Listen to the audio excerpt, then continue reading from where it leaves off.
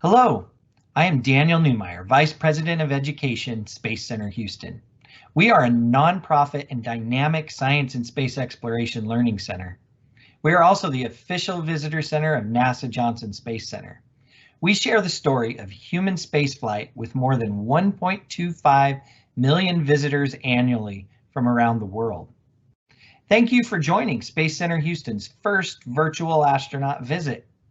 Today's program features a presentation from retired astronaut Dr. Leroy Chiao, followed by a moderated Q&A session.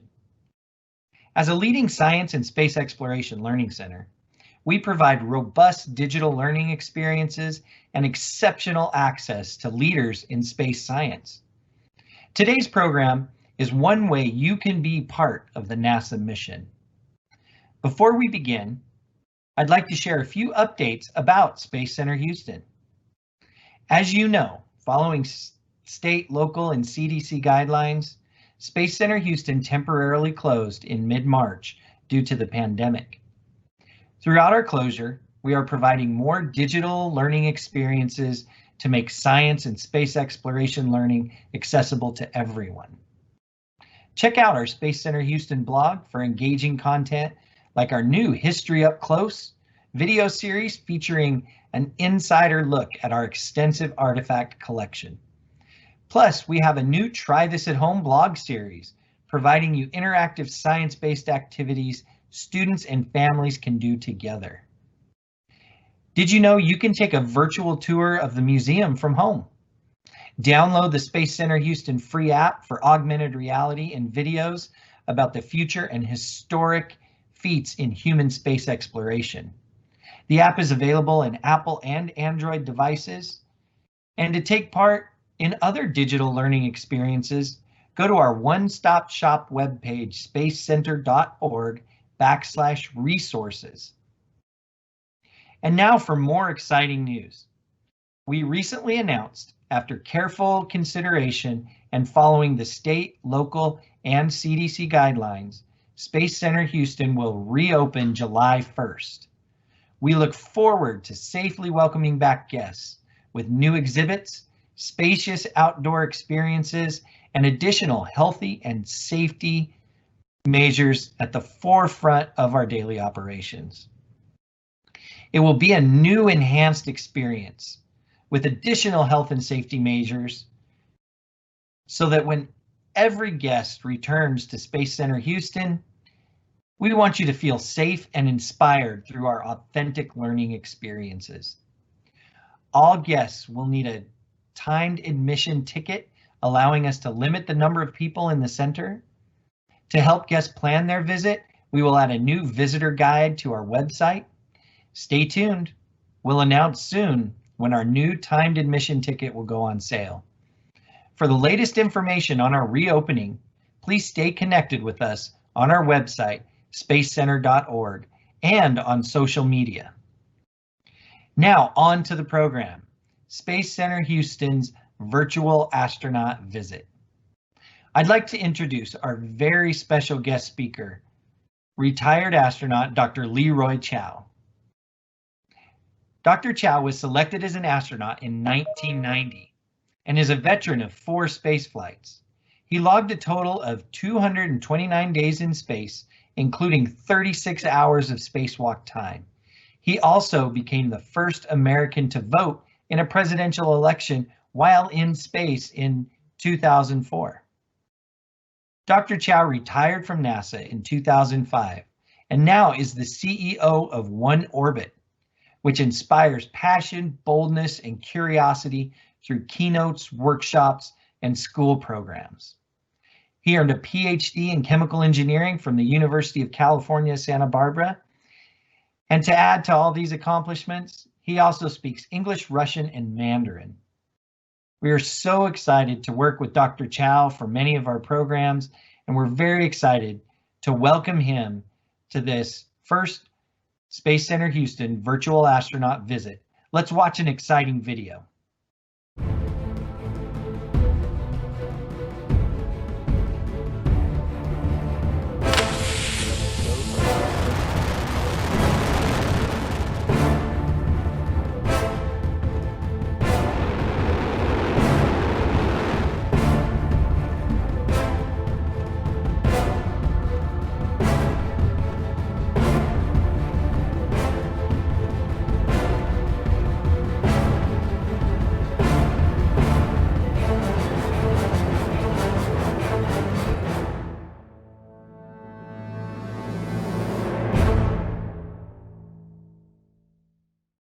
All right. Well, thank you, everyone. Thank you, Daniel, for that very nice introduction. I'm very excited to be here today to be the kickoff of the new Space Center Houston Virtual Astronaut Program.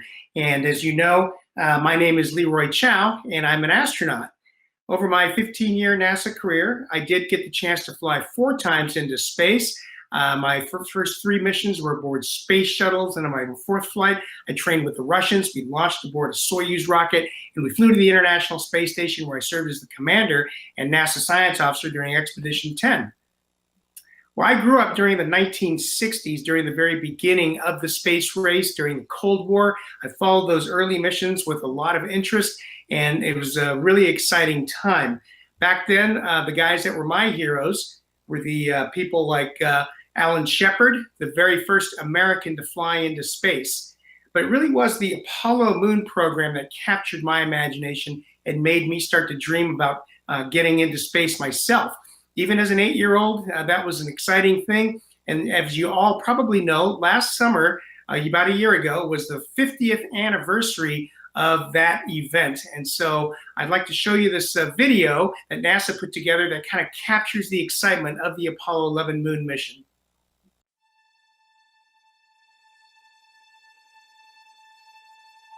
At 15 seconds, guidance is internal.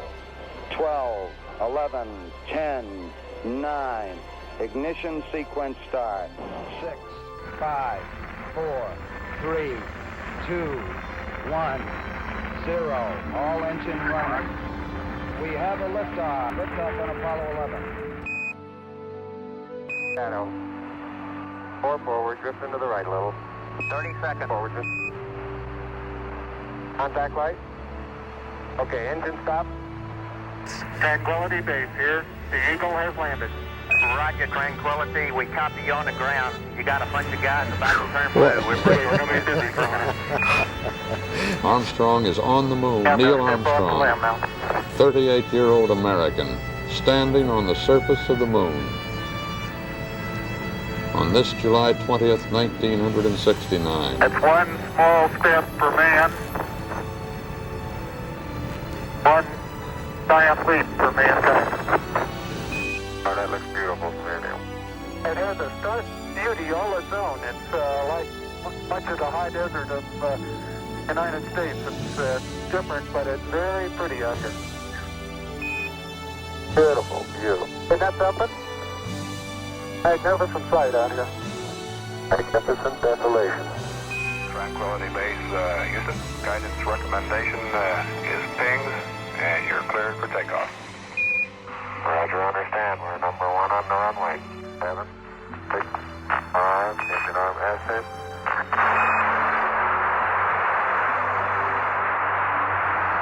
Shadow, beautiful. Very smooth. Very quiet ride.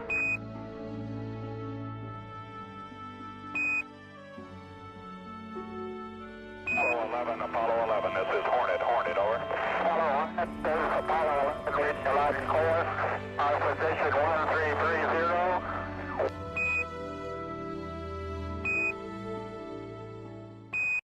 Wow, hard to believe that was 50 years ago, almost 51 years ago now. And like I said, I was 8 years old watching that, but I remember like it was yesterday watching Neil Armstrong and Buzz Aldrin take those first steps on the moon. And that's what started my dream as an 8-year-old of wanting to become an astronaut myself. So I worked very hard and I studied hard, and I went to university, studied engineering, got 3 degrees in chemical engineering. And a few years after that, I applied to NASA and was fortunate enough to be selected. And here's kind of a funny picture of me. This is obviously a long time ago. I think coming up on 30 years and maybe 20 pounds ago. I was part of the 13th astronaut group selected by NASA, and we came from all across the United States. We were a mixture of men and women, people from different cultural backgrounds, different heritages. We were research engineers like me. We were military test pilots from the different services, had a couple of medical doctors and a couple physicists to round out the group, and we all came together at the Johnson Space Center here in Houston to begin our training. After a few years of training, I did get assigned to my first mission and started getting ready for that. And 4 years after arriving, I got to fly my first mission into space aboard Space Shuttle Columbia.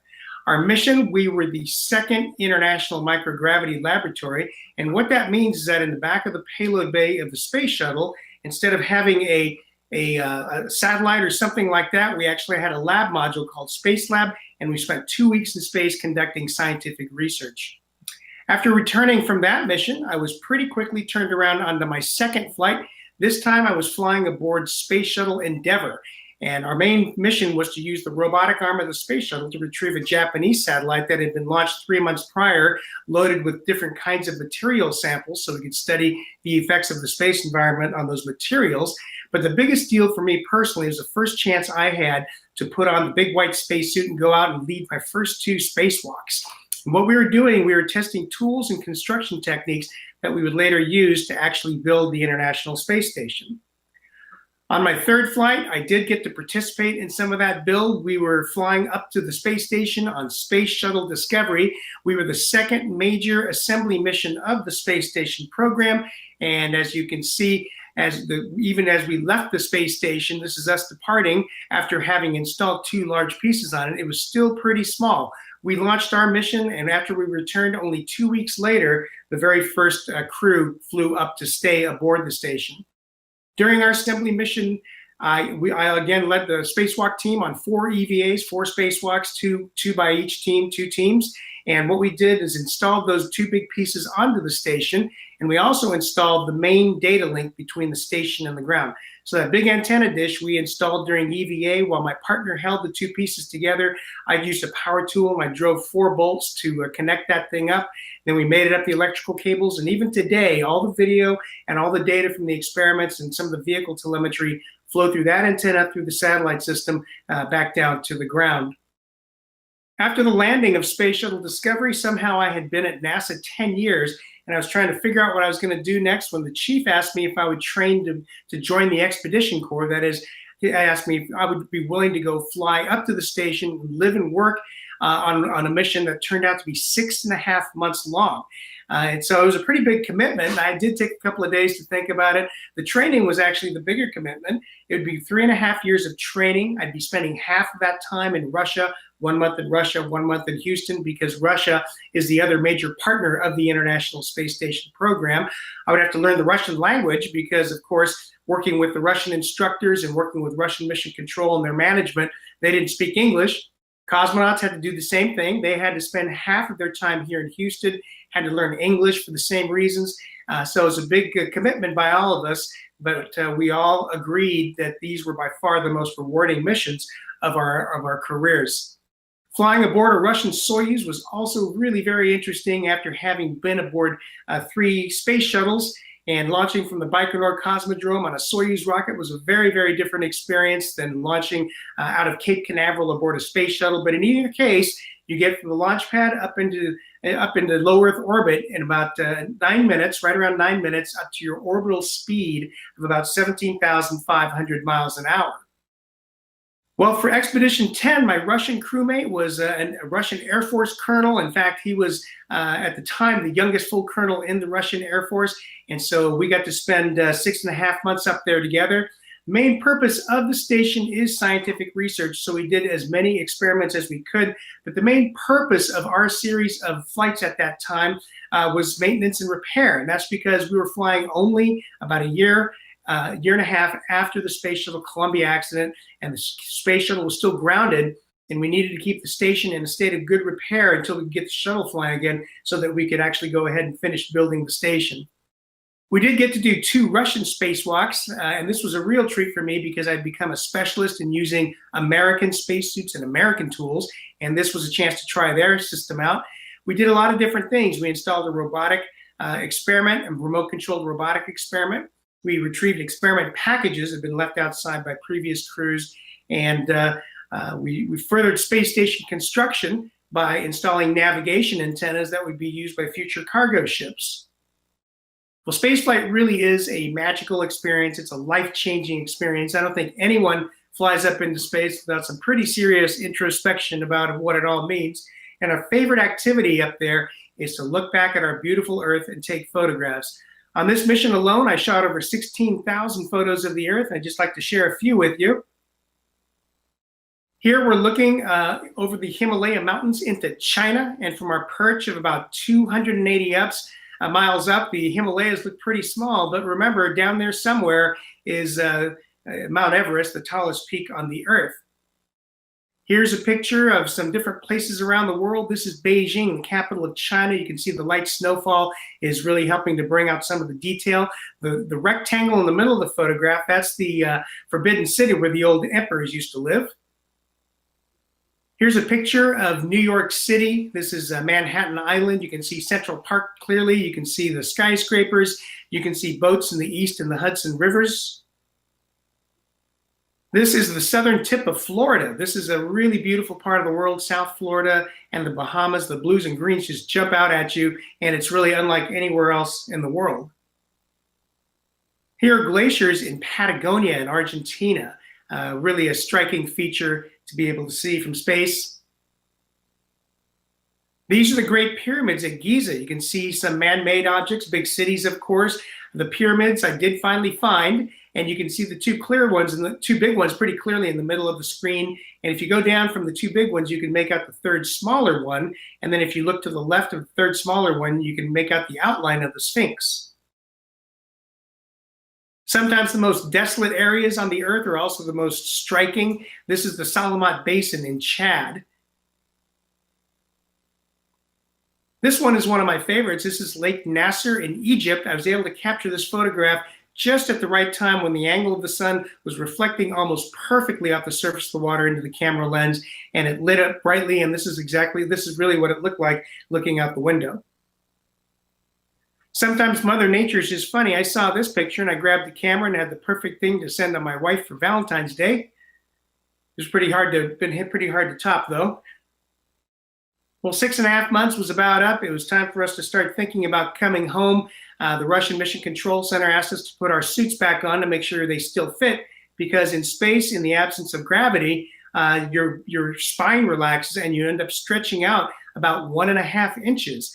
And so they wanted to make sure they still fit, and they have to accommodate for that when they build your suit. Of course, being operational guys, we had a good laugh. What were they going to do if the suits didn't fit? We were still going to come home. Here's Salajan in the center seat for entry, and here I am in the right seat for entry. This is about 45 minutes before touchdown, before the deorbit burn. You can see it's pretty cramped inside that Soyuz, a lot more roomy in the space shuttle. The space shuttle is definitely more of a business class seating arrangement, whereas the Soyuz is definitely much more super economy. Space shuttle, of course, had wings, so once it came down into the atmosphere, it turned into an airplane and it would land on a conventional runway. In the case of capsule spacecraft, you have to use a parachute, and even though you're using a parachute, you're still falling fast, so about 25 feet per second. And so right before touchdown, those solid rocket motors do fire to slow you down. We have other shock absorbing things, and so it hit the ground pretty hard. It doesn't hurt too bad though. Here you can see that we've tipped over, which happens sometimes, making it even less comfortable. But the rescue forces were right on top of us. They got us out of the vehicle in about 20 minutes, sat us down in lawn chairs, handed us satellite phones so that we could call our families and loved ones and let them know that we were safe. After a quick ceremony in Kazakhstan, they put us back on the airplanes. They flew us back to Star City outside of Moscow. There we are reunited with our families. And then I spent the rest of the year kind of closing things out, doing the debriefs, writing the reports. Salajan and I, we kind of visited everyone and thanked everyone who had helped make our mission such a great success. And then it was time to move on and do other things. I'd had such a rich flying career, been at NASA for 15 years. It was time to give some of the younger folks behind me a chance to go fly their missions. So I stayed in the Houston area and started doing a lot of different things, including some consulting work and some speaking. And let's see, some years ago, I was asked to be a part of the White House committee to look at NASA human spaceflight plans. And a lot of things have changed over the years. If you've been following progress, I can kind of bring you up to date to where we are right now. Space Shuttle, of course, was retired in 2011. And personally, I think that was a mistake. And it kind of hurt me to watch these beautiful machines go into museums. But it is what it is. And we have to kind of keep moving on. We're still building the next generation government spacecraft called Orion. Orion is, as you can see, we've gone back to a capsule design. and it's being designed so that it can one day take humans well beyond low Earth orbit and bring them back safely and still be reusable. We still have our international partners working with us on the new programs. The European Space Agency, for example, is supplying the service module that is underneath Orion that will allow it to maneuver and change orbits once it gets into space. We're also building a new series of rockets called the Space Launch System, or the SLS. Comes in two variants. The variant on the left launches Orion into low Earth orbit. The variant on the right is called the Heavy Lift variant. That'll take the other components of a spacecraft system into orbit to be assembled in orbit and then be propelled away from the Earth. Probably the most exciting yet the most controversial part of the policy back then was that NASA was ordered to help commercial companies develop the capability to launch astronauts on their own. SpaceX, of course, everyone's heard of SpaceX. In fact, we almost had a launch just a couple days ago, and hopefully we'll have that launch tomorrow. They've been launching their rocket and their spacecraft loaded with cargo successfully to the International Space Station for a number of years now. Hopefully tomorrow we'll see two astronauts, Doug Hurley and Bob Behnken, launch for the very first time since 2011 from U.S. soil on a U.S. vehicle. First time on a commercial vehicle, and this will be a big shot in the arm for all of us, especially for NASA and for SpaceX. The other company receiving NASA funding and assistance is the Boeing company, of course, very well-known name there in aerospace.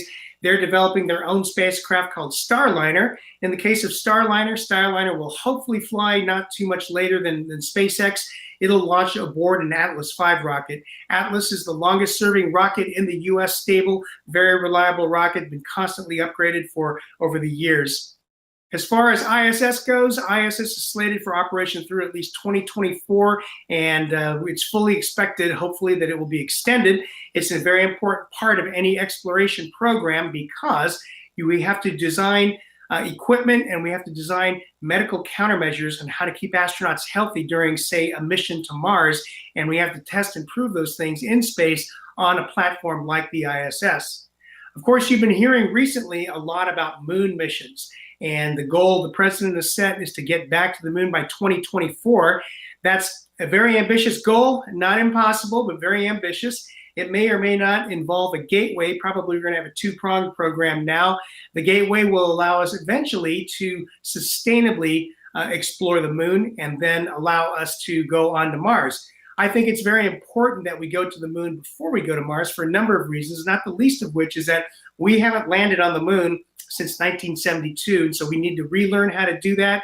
We need to test out our habitats, our rovers, spacesuits, our operations, train astronauts, do all those things and before we send a rocket and the spacecraft off to Mars. Of course, the goal is to get boots on the ground on the red planet in a sustainable manner, kind of continue to explore Mars, and we can only imagine some of the discoveries that we're going to make once we can start getting astronauts out there to supplement all the cool things we've already learned from the rovers that we've been spending over the past few decades.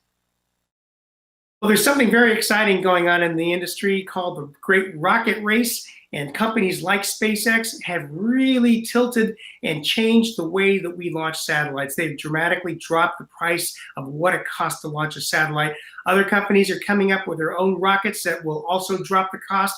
Companies like Blue Origin, Jeff Bezos' Blue Origin, and this is good old American competition, bringing the price down for everyone and the quality up. Even the incumbents, United Launch Alliance, had said all these things were impossible. After SpaceX showed that they could do it, they could keep doing it, and now United Launch Alliance is designing their quote-unquote low-cost rocket called the Vulcan, and it's going to be, in a way, imitating a lot of the things that SpaceX has done, and so that just shows you the value of this kind of competition. Of course, SpaceX wants to go to Mars. Elon Musk has said many times that he started SpaceX because he wants to put colonies on Mars, and he himself wants to travel to and live on Mars. A couple of years ago, SpaceX did something really cool. They launched the biggest rocket off of U.S. soil that has flown since the Saturn V rockets. What's cool about this launch, one of the cool things, is those two boosters on the side. You see the core has three sections. The two on the outside, those were from previous launches of satellites. Those are the first stages from those rockets that came back and landed, were refurbished and reused again. That's one way that SpaceX has dramatically dropped the price of launching things. Here's a really cool picture. This is for real. These are those two same boosters having flown their second mission, coming back and landing. They're not taking off. They're landing back on their pads back at the Cape Canaveral, ready to be refurbished and reused again. Usually when you launch a new rocket, you launch water as the payload. That's because if the rocket has a problem and explodes, you just spray a bunch of water everywhere. It's not a big deal. Of course, SpaceX and Elon Musk, they couldn't just do that. They launched Elon Musk's red Tesla Roadster, and they launched it into a highly elliptical orbit that actually came pretty close to Mars. And it's going to stay in orbit around our sun indefinitely for at least millions of years, until something runs into it, basically. But I thought that was a pretty cool thing. SpaceX is not standing still. They're working on their next generation vehicle called Starship and their next generation launcher called the Falcon Super Heavy. And this is the spacecraft Elon Musk says that one day will evolve into a version where they will be able to take up to somewhere around 100 people at a time to Mars. Pretty exciting stuff. SpaceX already has its first flying customer, if you will, lined up for the Starship. A Japanese investor has invested an undisclosed sum. The rumor has it somewhere probably around the $800 million mark to help to jumpstart this effort. And so hopefully in the next few years we'll see a flight. And this investor, along with 15 of his closest friends, have been promised a flight around the moon in the new Starship. Well, this is what Elon Musk thinks that his colony on Mars is going to look like. You can see it looks very sci-fi from the 1950s with rockets landing back on their tail fins. But this is how he really envisions that Starship is going to work. It's, Mars's gravity is only a little more than 1/3 that of the Earth. And so his plan is to propulsively land these spacecraft on their tail fins. And then because the gravity is so much lower, they can refuel and then launch from off of their tail fins as well to return back to Earth. Well, finally, this is the last photograph I want to leave you with. This, of course, is a photo of the moon, and it was the moon that inspired me all those years ago to want to be an astronaut. On the left side, Mother Earth, home planet to all of us. And that blue in the middle is what surprised me the most the first time I looked out back at the Earth. The sunlight going through our atmosphere caused it to glow, almost fluoresce, these beautiful shades of blue. So this photo says dreams to me, and especially for young people, but for everyone, and especially in these difficult times, it's important to keep dreaming and keep motivated and keep moving ahead. And before I close, I do want to show you one more video. Daniel mentioned my company, One Orbit. We've been proud partners with Space Center Houston for many years. We work on different programs together, including Astronaut Friday. And so let's go ahead and play that video, please.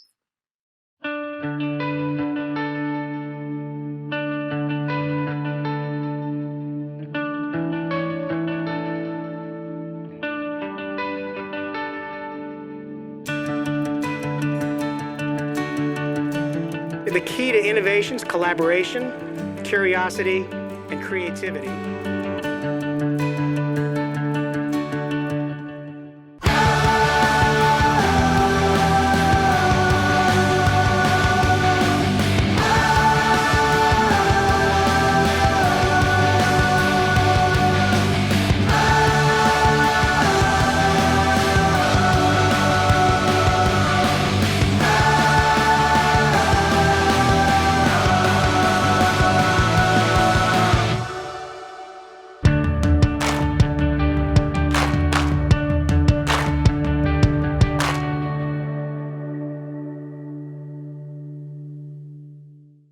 All right, well, thank you all for joining today. And I want to thank Space Center Houston for putting this on. And Daniel and his team, everyone over there did a fantastic job. I hope you all enjoyed it. And I think we've got some questions, and I believe Kimberly is going to be asking your questions for you.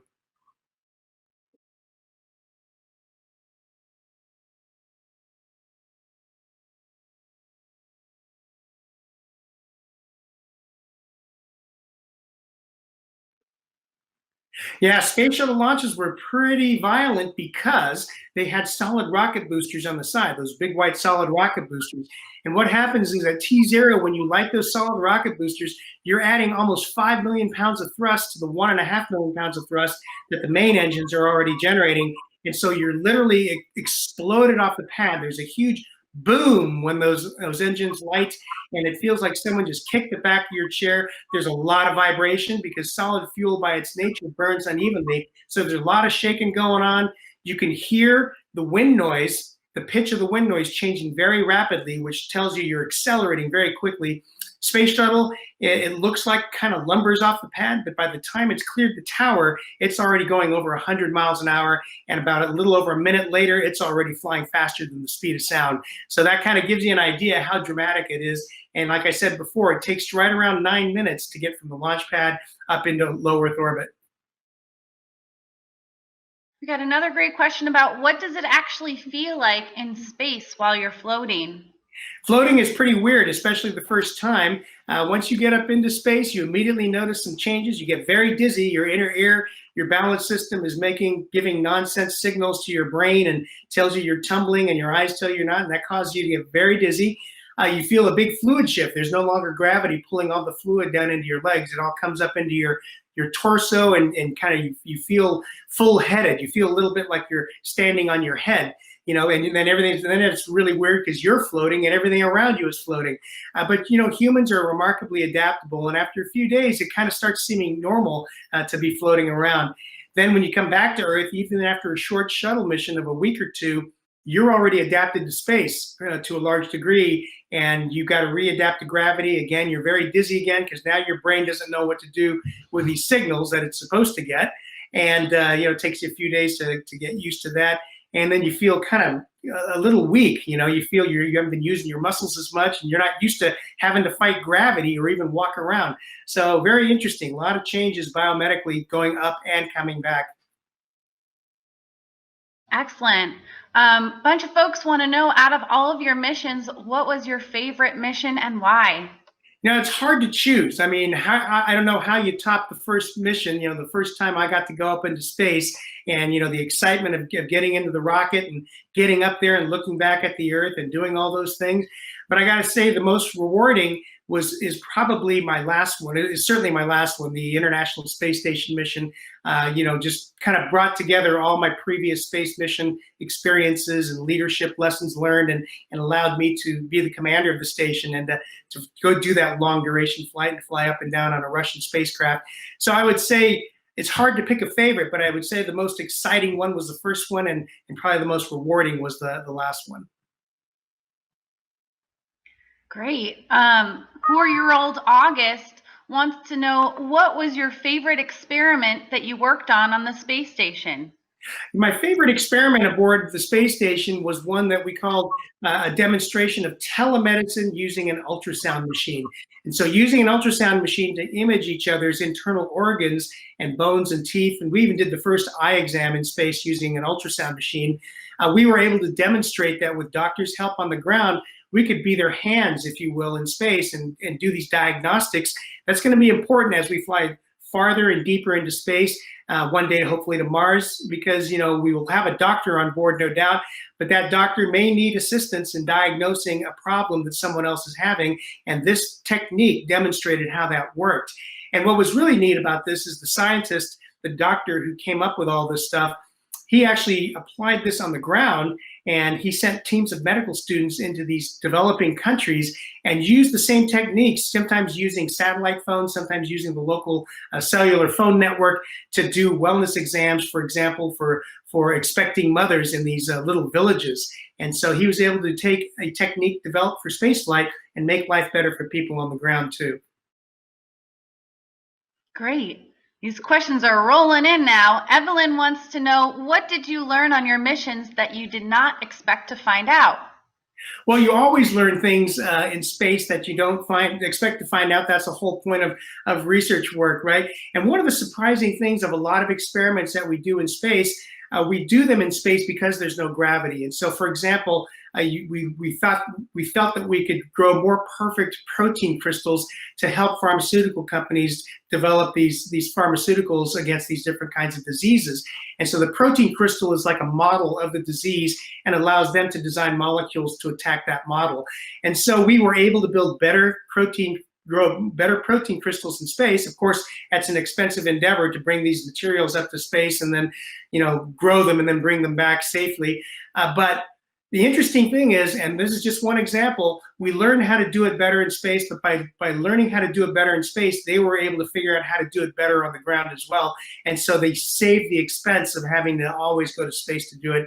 And so we're not really, that was one surprise, is that, we figured out how to do things better in space, but then the surprise is that we could take that knowledge and then figure out how to do it better here on the ground as well. And that's just one example. There are many like that. Great. We've got a bunch of questions too about Mars here. So why are we focused on going to Mars as opposed to other planets? And do you think that the timeline of going 2032 might actually work? Mars is our next closest neighbor, and so it's the next logical planet for us to go to. And there are also many other scientific reasons and interesting reasons to go to Mars. You might have seen in the news just only months ago, NASA announced that the Curiosity rover found embedded methane in sedimentary rock. And what that means is that methane was buried in that rock billions of years ago, maybe 2 or more billion years ago.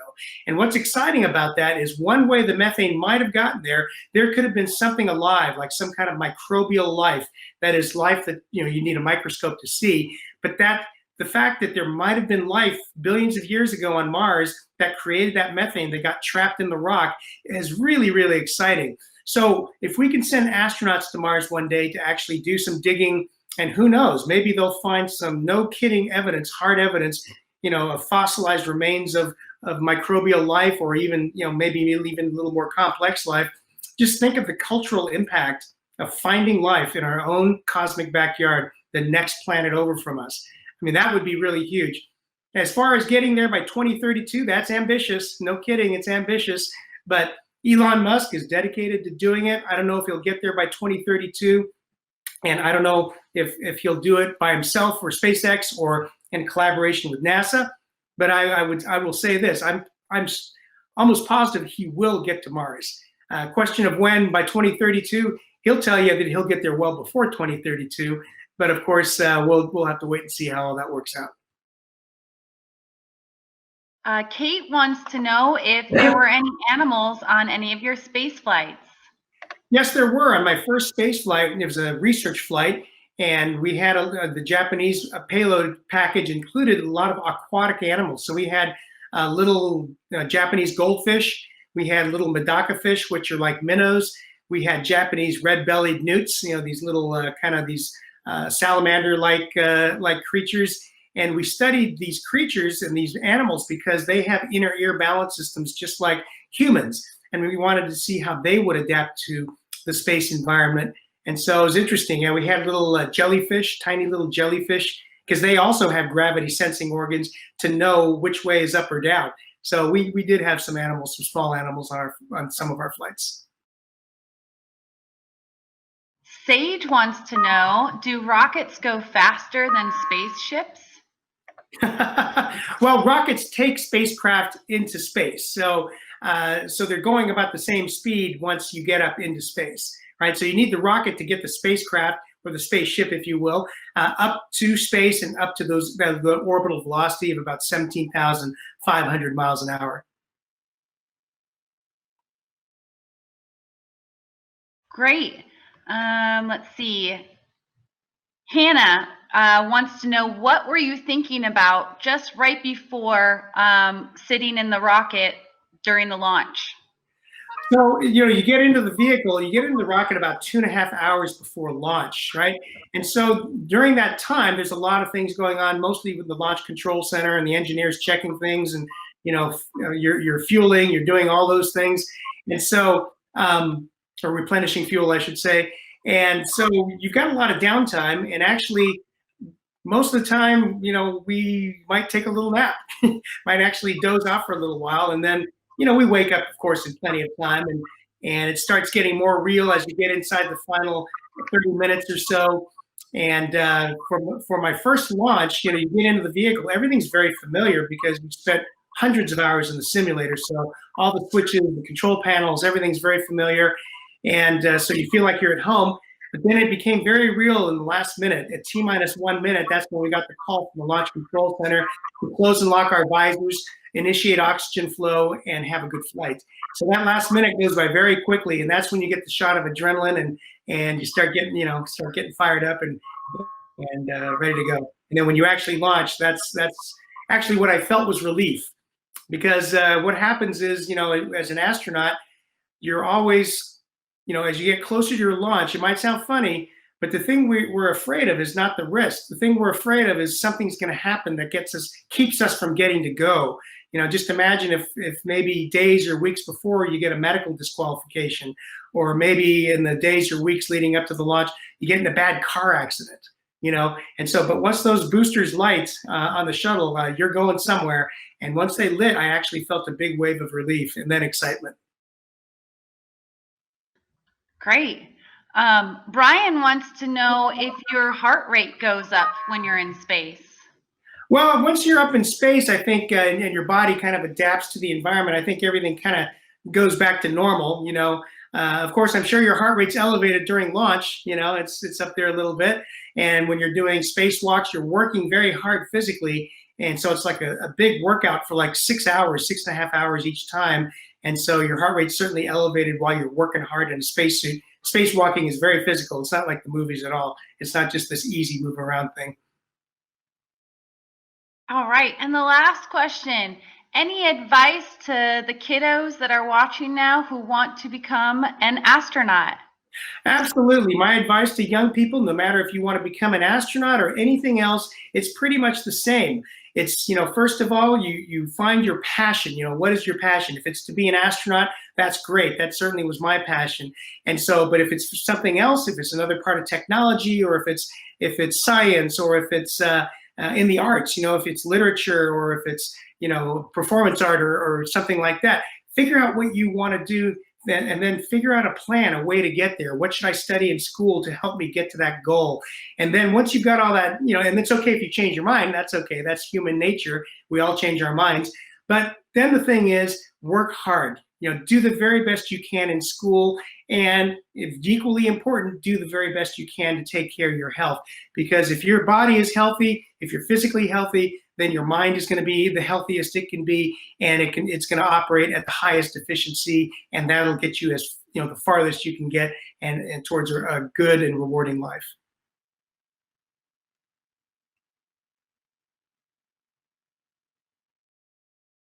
Great. That was the last question. All right. Well, thank you, everyone. I hope everyone enjoyed it. I've sure had a great time. Exciting to be meeting with you all today, and hopefully, as Daniel said, sometime, hopefully July 1st on, we'll all get to meet each other in person again down at Space Center Houston.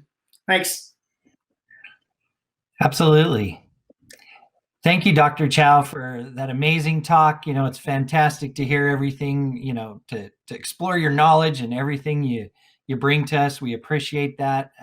Definitely want to encourage people, if you look for opportunities to have Dr. Chiao come to your school or go to your business, check out oneorbitcdr.com for some great opportunities there. And like he said, we're super excited to reopen on July 1st with time ticketing. So watch closely for us to watch closely on our website to explore those opportunities. And again, please check out our virtual resources at spacecenter.org/resources. And one additional exciting event that we're happy to announce is we have these virtual camp-ins that happen, that's going to happen next Friday.